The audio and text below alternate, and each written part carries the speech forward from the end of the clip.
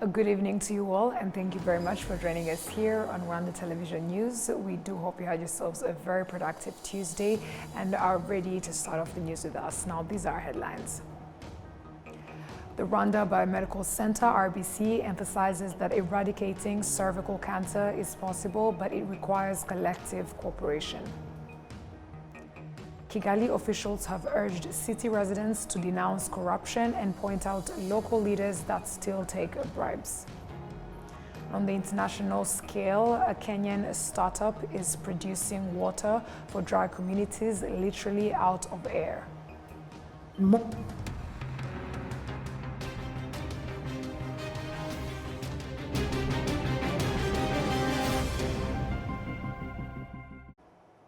Once again, we're glad to have your company tonight, coming to you straight from the heart of Africa, Kigali.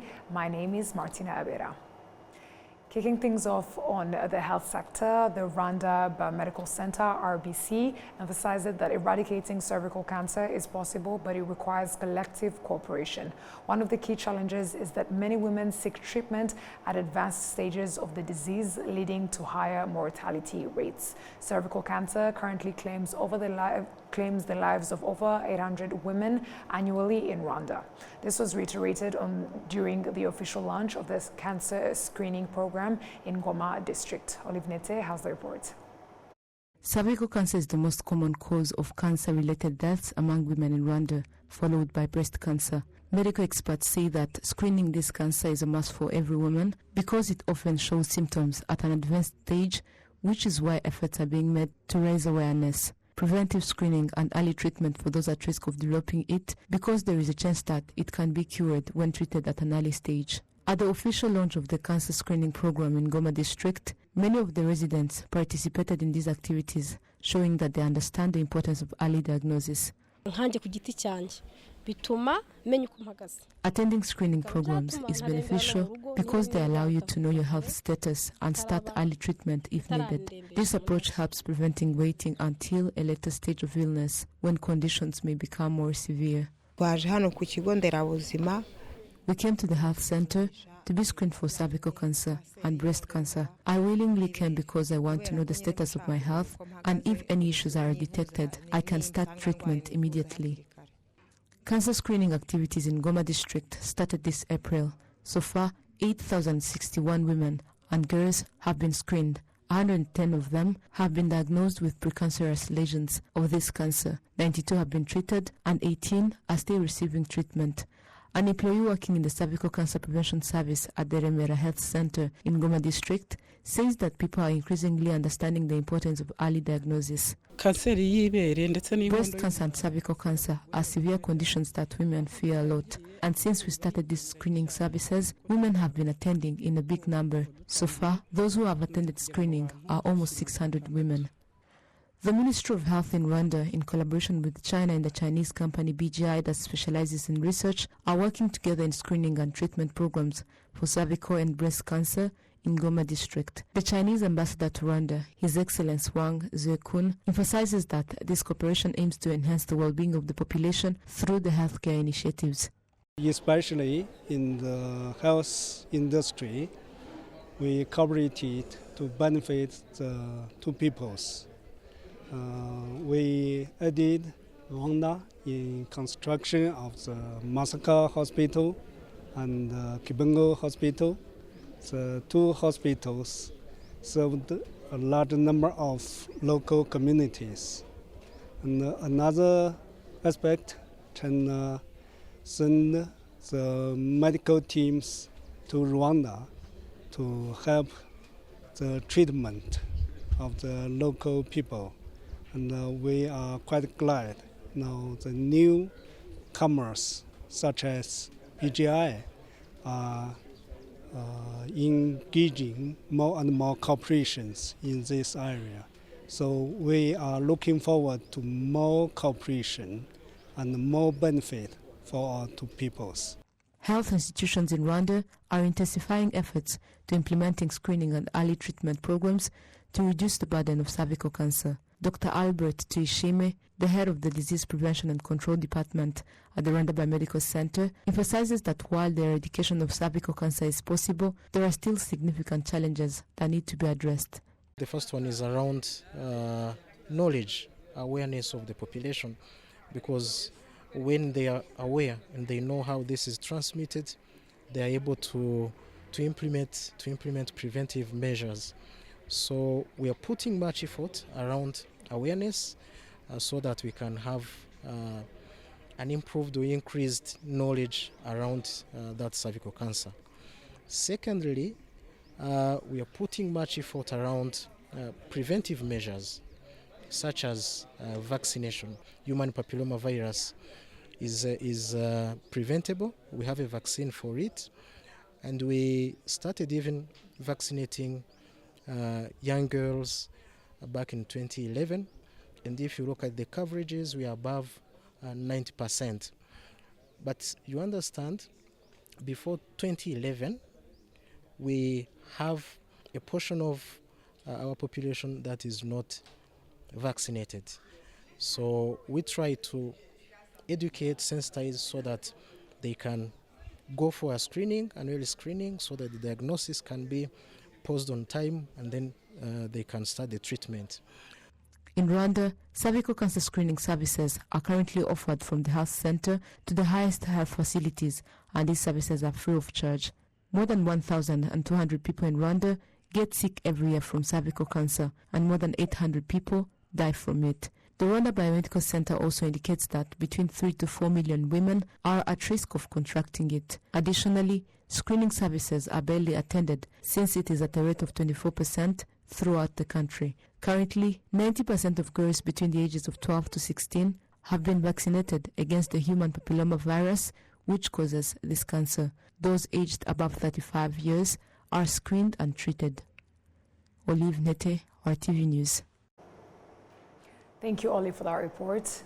Now, Kigali officials have urged city residents to denounce corruption and point out local leaders that still take bribes. The call made during a consultative meeting that brought together the officials, district leaders, and the city partners in fighting corruption.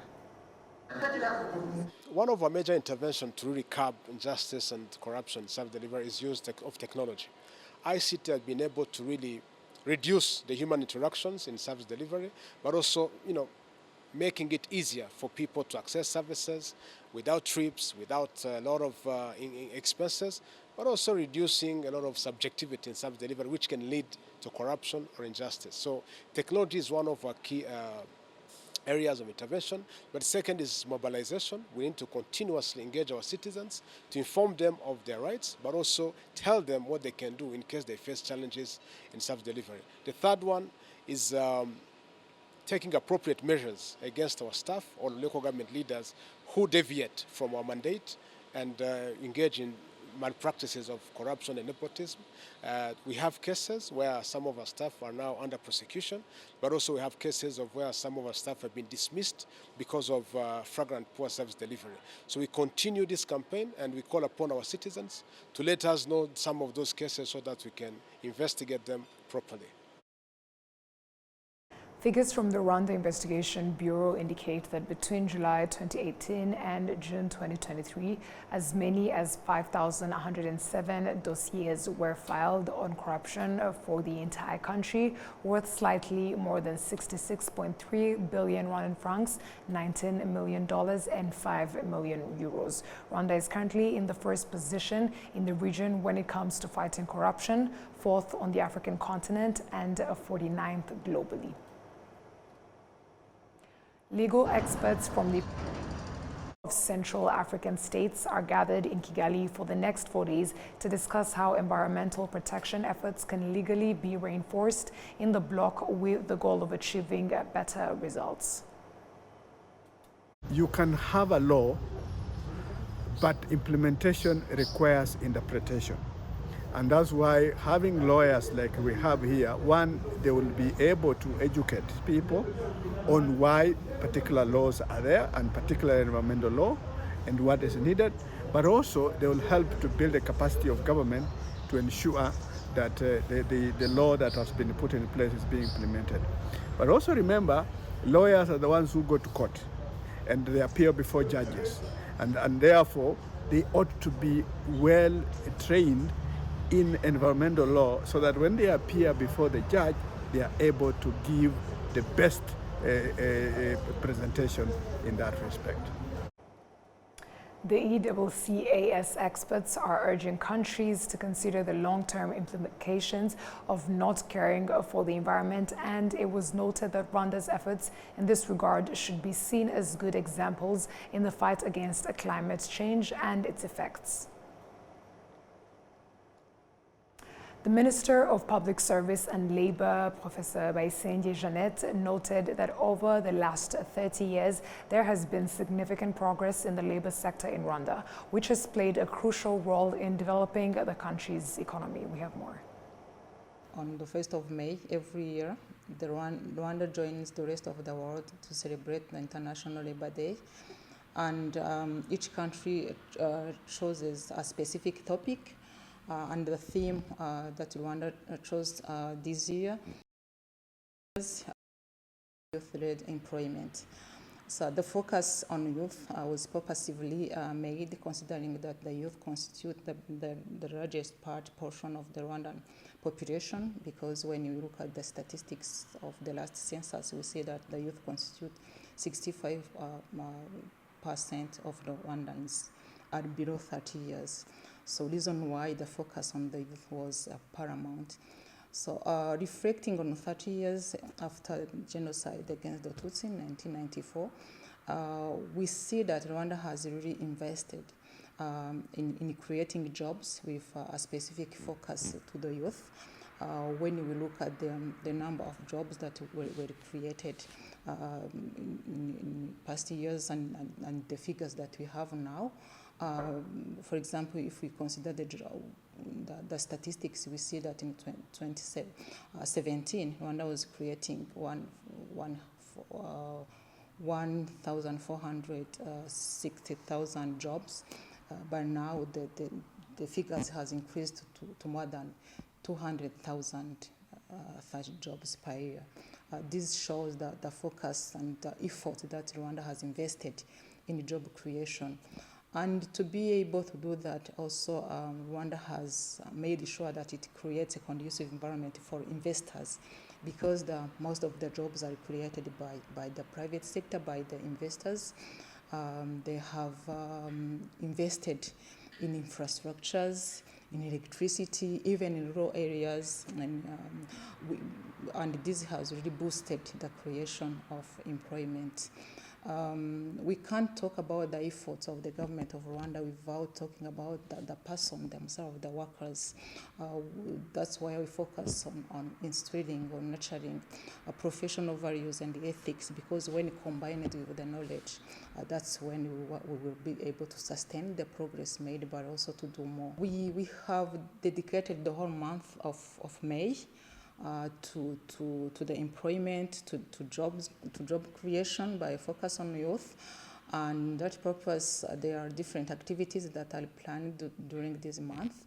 We had started with a talk show on different radios here in Rwanda to raise awareness on the Rwandans about the progress that we have made and the role that everyone has to play in this.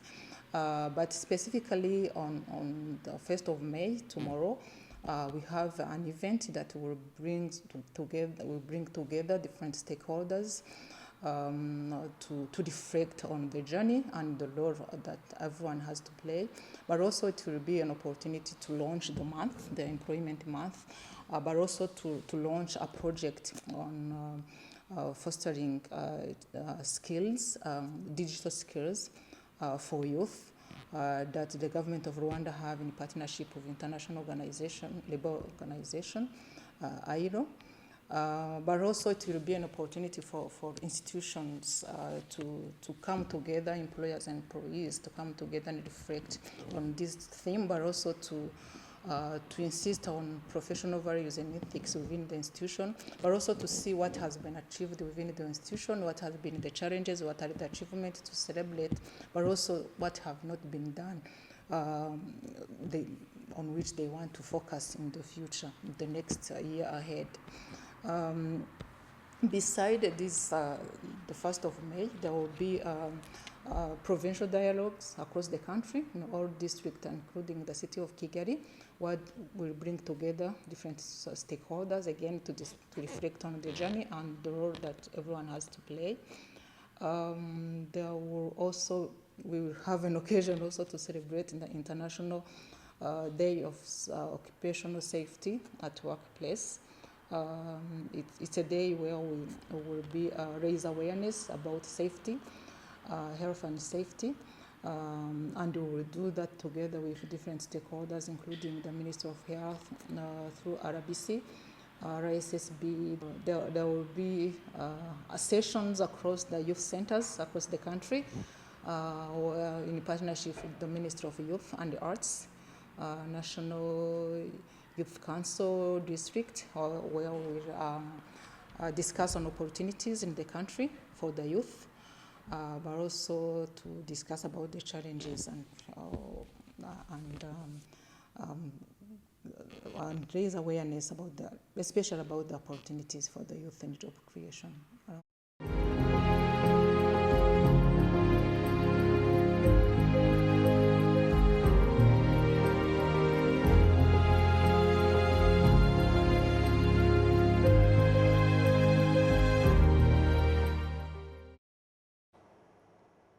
On Tuesday, the United Nations in Rwanda commemorated the former UN staff who were killed during the 1994 genocide against the Tutsi and the role of the UN in preventing activities associated with genocide ideology was also highlighted during the commemorative event.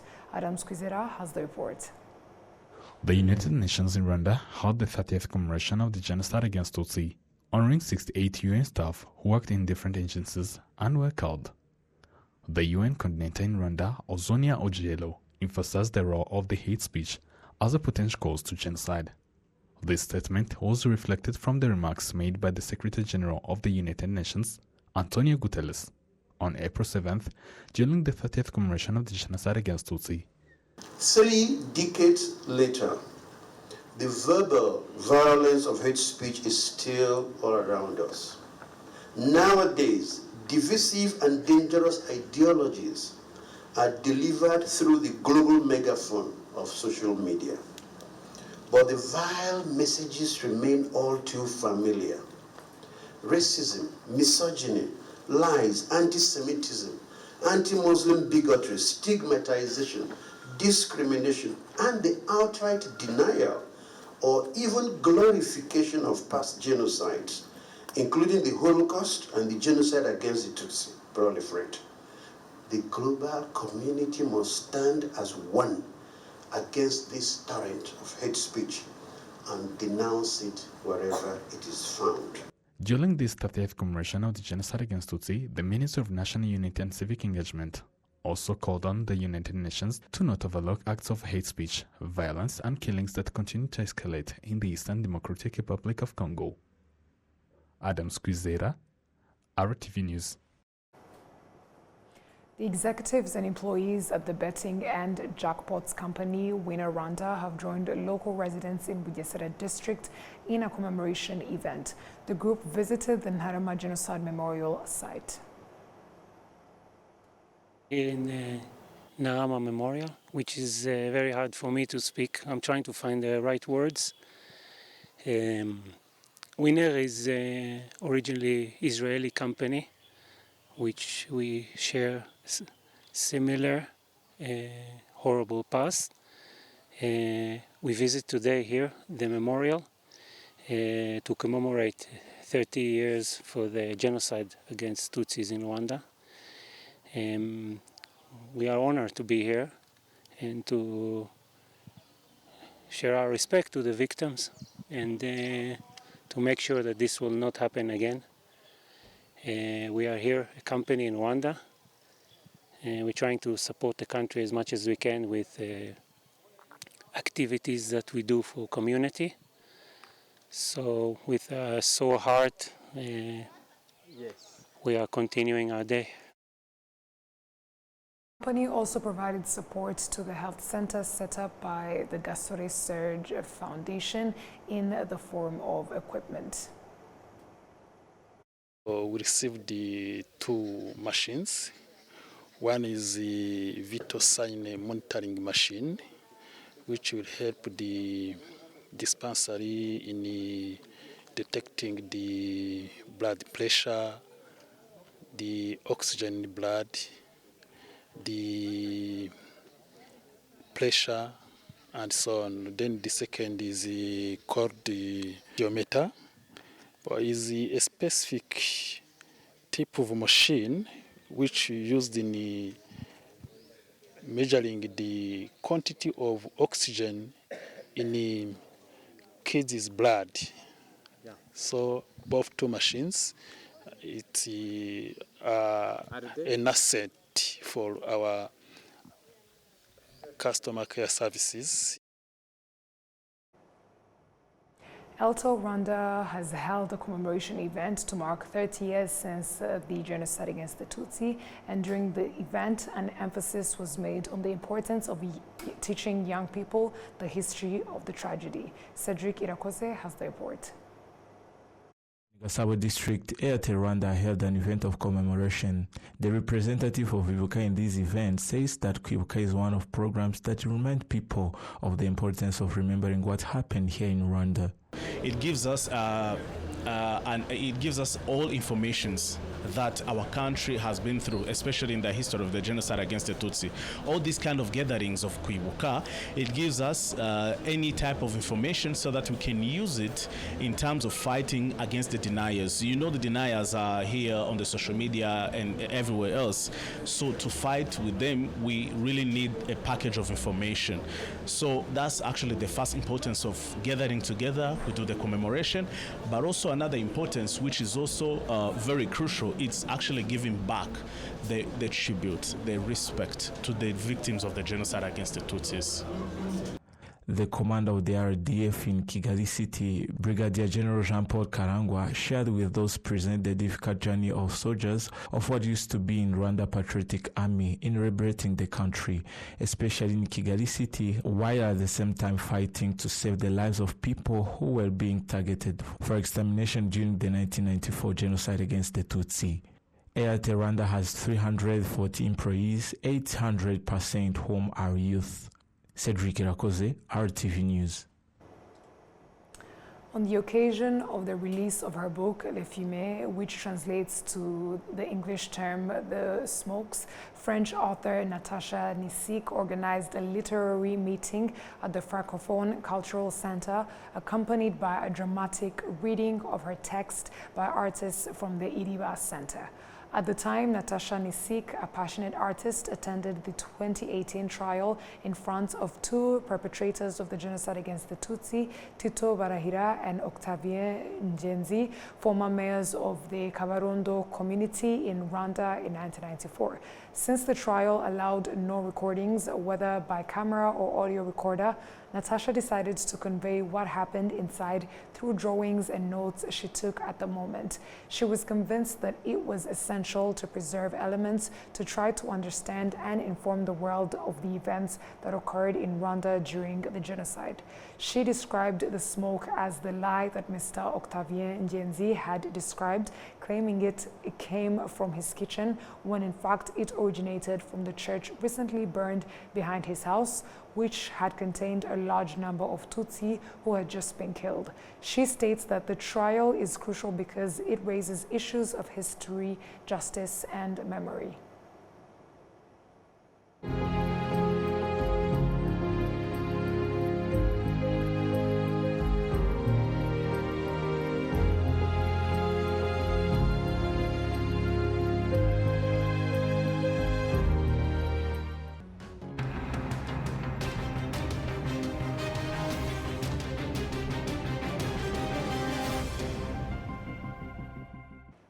On behalf of the news production team as well as the technical team, we would like to thank you very much for sticking with us on RTV News. My name is Martina Abera. Stay safe and have a great night.